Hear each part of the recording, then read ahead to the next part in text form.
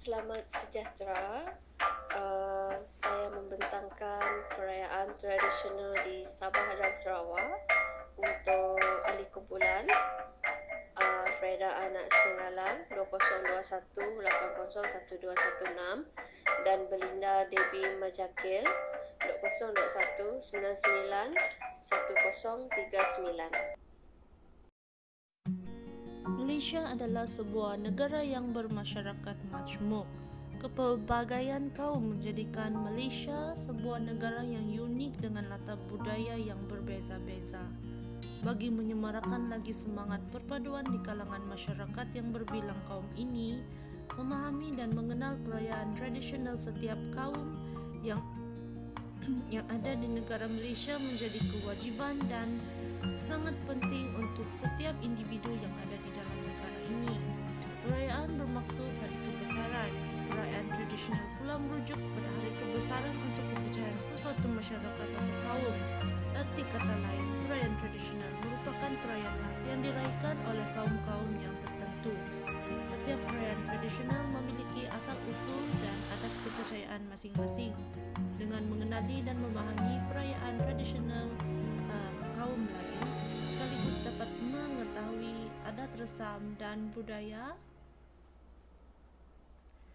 sesuatu kaum tersebut. Memahami dan mengenali budaya dan adat resam kaum lain dapat mengelakkan kemungkinan salah faham antara kaum berlaku. Kaum Kadazan Dusun merupakan kaum terbesar di Sabah. Kaum Kadazan mendiami di daerah Penampang, Putatan dan Papar, manakala kaum Dusun banyak yang mendiami di kawasan daerah Tambunan, Ranau, Kota Blut, Kota Marudu dan Inanam. Kebanyakan masyarakat kaum Kadazan Dusun pada masa kini menganut agama Kristian, namun adat resam dan budaya masih lagi diamalkan. Bahkan perayaan tradisional di Sabah lebih disambut secara besar-besaran sehingga beberapa pertandingan tradisional yang mana merupakan sebagian daripada acara perayaan tradisional di Sabah ini diadakan di kawasan negeri lain seperti Klang Valley dan Johor Bahru. Manakala kaum Iban merupakan kumpulan etnik yang terbesar di Sarawak, mereka mendiami daerah dan bahagian di negeri Sarawak dari daerah Lundu di barat hinggalah ke Limbang di timur laut, Pulau Borneo. Namun kepadatan kaum Iban adalah di bahagian kota Samarahan, Sri Aman, Sarikei, Sibu, Kapit, Bintulu dan Miri. Amalan cara hidup kaum Iban adalah berlandaskan hukum adat, pantang larang dan berteraskan perhubungan persaudaraan yang erat antara satu sama lain. Walaupun kebanyakan masyarakat Iban pada hari ini juga menerima agama Kristian sebagai pegangan, tetapi dalam masa yang sama masih mengekalkan nilai adat resam dan ciri-ciri kebudayaan yang menjadi lambang tradisi masyarakat Iban. Objektif kajian ini adalah nombor 1, memahami asal-usul dan latar belakang perayaan tradisi masyarakat di Sabah dan Sarawak. Kedua, memahami adat resam masyarakat Sabah dan Sarawak dalam menyambut perayaan tradisi. Dan yang terakhir, menjelaskan strategi kelangsungan kelestarian adat resam masyarakat Sabah dan Sarawak. Terdapat beberapa perayaan tradisional di Sabah dan Sarawak. Di Sabah, perayaan tradisional yang terbesar disambut oleh masyarakat Sabah adalah perayaan Pesta Menuai. Perayaan ini disambut oleh masyarakat kaum terbesar di Sabah iaitu kaum Kadazan Dusun, Murut dan Rubus. Manakala perayaan utama yang disambut oleh kaum Iban di Sarawak setiap tahun pula adalah perayaan Hari Gawai Dayak. Selain daripada Hari Gawai Dayak, kaum Iban di Sarawak turut menyambut beberapa jenis Hari Gawai iaitu Gawai Burung, perayaan berkaitan dengan sesuatu tanda atau mimpi yang tidak baik, Gawai Batu, permulaan musim menanam padi, Gawai Kenyalang, Gawai Mangkung Tiang, Gawai Manang, Gawai Antu, perayaan untuk roh orang-orang yang sudah meninggal dunia, dan gawai bersimpan kesyukuran setelah selesai menuai. Perkataan kamatan merupakan perkataan yang berasal dari perkataan Kadazan Dusun, yaitu tomot bermaksud menuai. Tadau Kamatan atau Pesta Menuai. Pesta Kamatan dirayakan setiap tahun pada sepanjang bulan Mei dan kemuncak perayaannya adalah pada tanggal 30 dan 31 hari bulan Mei. Allahyarham Tun Fuad Stephen, yaitu bekas Ketua Menteri Sabah yang pertama, bertanggungjawab dalam mengusulkan perayaan Pesta Kamatan ini sebagai cuti umum. Perayaan ini telah diluluskan oleh Majlis Kerajaan Koloni pada tahun 1960.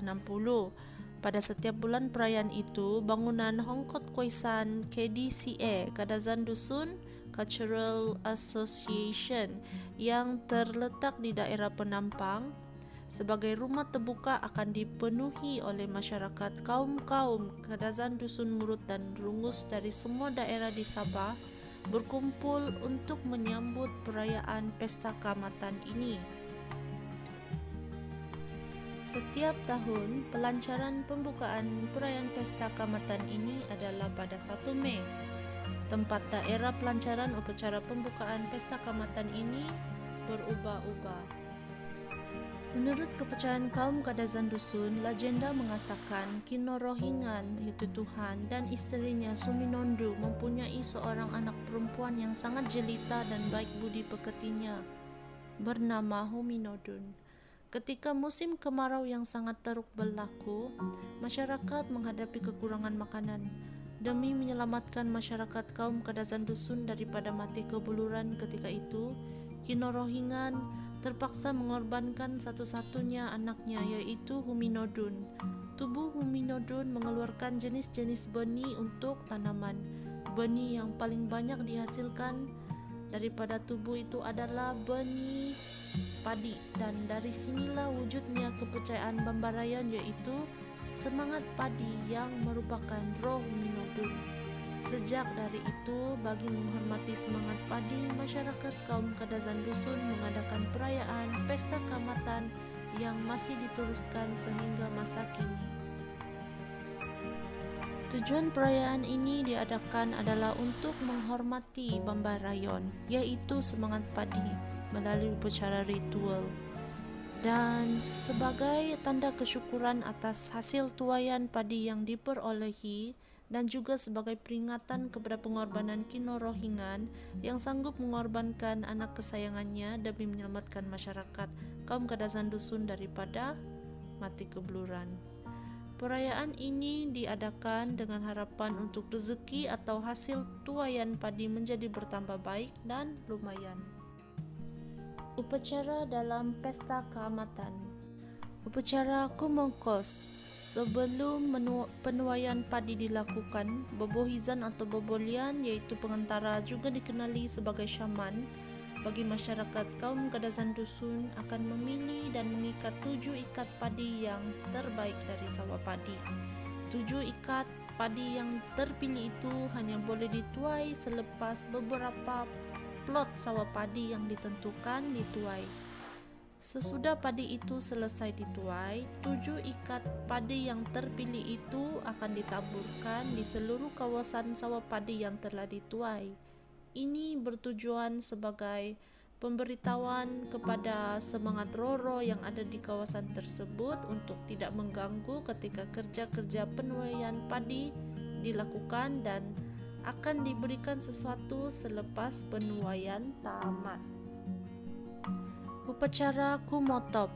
Upacara Kumotop dilakukan dengan mengambil 7 ikat padi yang terbaik yang dipilih oleh bobohizan dari kawasan padi yang lain, kawasan sawah padi yang belum dituai, dan kemudian diikat, seterusnya diletakkan di dalam tadang, yaitu bekas menyimpan padi untuk dijadikan benih. Kemudian baki padi yang berada di kawasan sawah padi tersebut akan dituai. Upacara posisif. Upacara posisif adalah upacara pemanggil Bambarayon. atau semangat padi untuk tinggal di dalam rumah padi sehingga musim menanam padi yang seterusnya. Dalam upacara ini, Bobohizan akan bergerak sambil membawa tadang yang berisi 7 ikat padi yang terpilih itu ke dalam rumah padi. Sambil mengeluarkan padi yang diikat itu dan dipindahkan ke dalam batang bulu untuk disimpan ke dalam tangkop, yaitu tempat penyimpanan padi, Bobohizan akan berkomunikasi dengan roh semangat padi tersebut dengan bacaan tertentu. Upacara Poip. Di dalam rumah padi, Bobohizan secara berhati-hati menuang beras ke dalam tangkop. Proses ini dilakukan berulang kali sehingga semua beras habis dimasukkan ke dalam tangkop.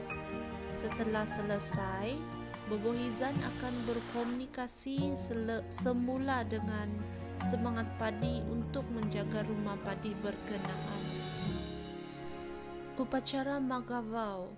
Upacara Magavau merupakan upacara yang paling penting dan dilakukan sewaktu menyambut perayaan pesta kamatan. Upacara ini bertujuan untuk memulihkan atau menguatkan semangat padi dan dalam masa yang sama memberi makanan kepada semangat padi. Makanan yang diberi adalah lihing, yaitu arak beras, tapai, yaitu nasi yang diberam, telur, garam, dan bulu pelepah dari ayam yang telah disembelih. Pada masa lalu, upacara Magavau ini dilakukan di sawah padi pada malam pertama bulan penuh selepas padi habis dituai. Kini upacara ini hanya dilakukan di rumah pemilik sawah padi. Dan yang terakhir, upacara Humabot. Upacara Humabot merupakan upacara akhir dalam perayaan pesta kamatan, yaitu sesi mengeratkan hubungan silaturahim di kalangan masyarakat kaum Kadazan Dusun. Antara aktiviti yang ada di dalam upacara Humabot adalah seperti tarian Sumazau, yaitu tarian tradisi masyarakat kaum Kadazan Dusun, sukan tradisi seperti Mimpulos atau Gusti Lengan, Sugandoi, yaitu pertandingan menyanyi lagu bahasa Kadazan Dusun, dan akhir sekali Unduk Ngadau, yaitu pertandingan Ratu Cantik.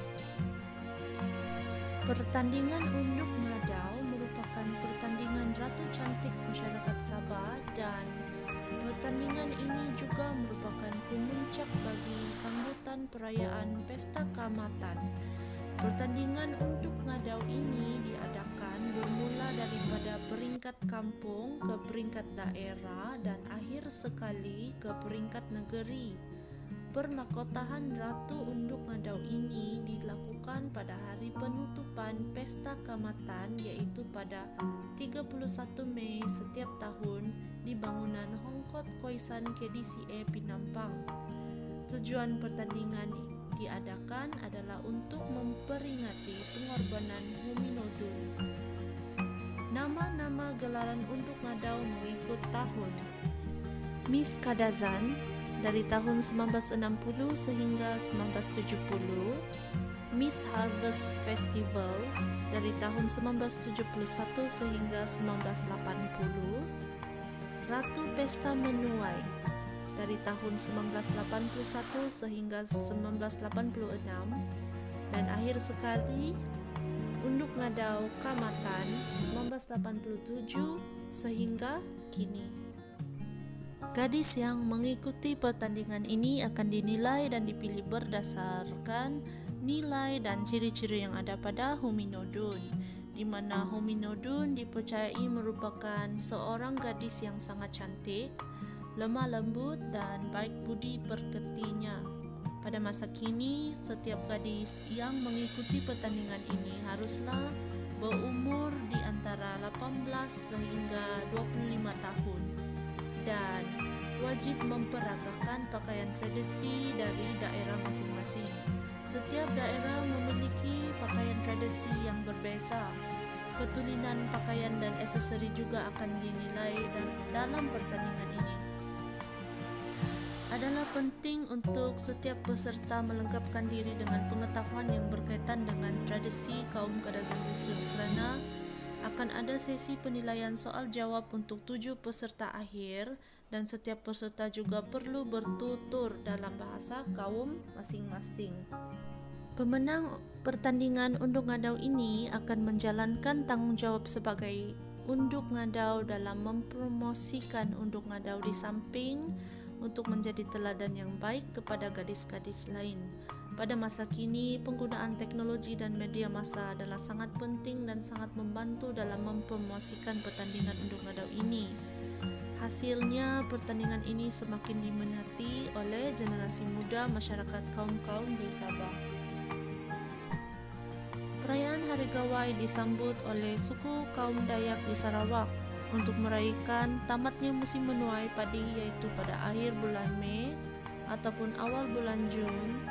Sejarah perayaan Hari Gawai Dayak bermula apabila sebuah forum dikelolakan di sebuah stesen radio pada tahun 1997 bagi membincangkan kepentingan mewujudkan suatu perayaan bagi suku kaum Dayak di Sarawak. Semasa pemerintahan British, pihak kolonial enggan mengiktirafkan perayaan tersebut sehinggalah digazet secara rasmi oleh Kerajaan Negeri Sarawak pada 25 September 1964 dengan usaha Dato' Sri Trazendra dan beberapa pemimpin Dayak yang menjadi ahli Dewan Undangan Negeri pada masa tersebut. Hari Gawai dalam dialek Bidayu pertama kali disambut pada tahun 1 Jun 1965 oleh Dayak Youth Club dan kini menjadi simbolik yang memperlihatkan perpaduan aspirasi dan harapan kaum Dayak di Sarawak. Pada asalnya, Hari Gawai adalah perayaan yang lebih berbentuk keagamaan bagi suku kaum Dayak yang terdiri daripada 3 suku kaum utama termasuklah Iban, Bidayu dan Orang Ulu sebagai tanda berterima kasih kepada petara pada setiap kali selepas musim menuai dan sebelum memulakan penanaman padi pada musim seterusnya. Perayaan Gawai Dayak menuntut masyarakatnya menghargai budaya dan memastikan semangat padi sentiasa dan terus dihormati. Selain itu, tujuan perayaan ini adalah sebagai tanda bermulanya tahun baru bagi kaum Dayak, yang bererti tamatnya musim menuai dan tidak lama lagi akan bermula pula musim menanam padi yang baru. Dengan itu, sejarah atau asal-usul hari perayaan Hari Gawai ialah upacara yang ada kaitannya dengan kepercayaan kepada dewa-dewa dan semangat-semangat seperti dewa-dewa Sempulang Gana dan Dewa Akilang Segalang Burung. Namun terdapat juga mitos mengenai bagaimana perayaan ini bermula. Mengikut mitos cerita, perayaan Gawai bermula apabila sepasang suami isteri zaman dahulu bermimpi diarahkan mencincang bayi mereka. Ketika itu, manusia di bumi dikatakan menghadapi masalah kehabisan sumber makanan. Dijadikan cerita, si isteri mendapat petunjuk melalui mimpi bahawa Dewa Iban bernama Keling meminta bayi mereka dijadikan korban akibat terdesak dengan masalah kekurangan sumber makanan untuk hidup. Pasangan suami isteri itu akhirnya menurut perintah dewa lalu menabur isi bayi mereka ke tanah. Cerita lain yang disampaikan penduduk tempatan ialah kisah dewa dan dewi kepercayaan Iban yang dikenali Keling dan Kumang dari Kayangan turun mengajar manusia menanam padi. Selain itu, manusia juga dikatakan diajar membuat minuman tradisi daripada beras yaitu tuak. Untuk perayaan Hari Gawai pada malam 31 hari bulan Mei, mereka akan berkumpul di ruai tuan rumah dan menunggu detik pukul 12.30 malam untuk berkumpul makan bersama keluarga masing-masing di ruai. Keesokan paginya pada awal pagi akan diadakan upacara memberi anak mandi oleh orang yang tua. Dan selepas itu Seterusnya upacara miring diadakan dan menjamu para tetamu yang datang ngabang pada hari gawai tersebut. Dalam sepanjang bulan Jun, pada akhir bulan, satu lagi upacara diadakan, yaitu upacara ngiling bidai, yaitu penutupan gawai untuk tahun tersebut. Dalam perayaan gawai, tarian ngajat akan diadakan di setiap rumah panjang.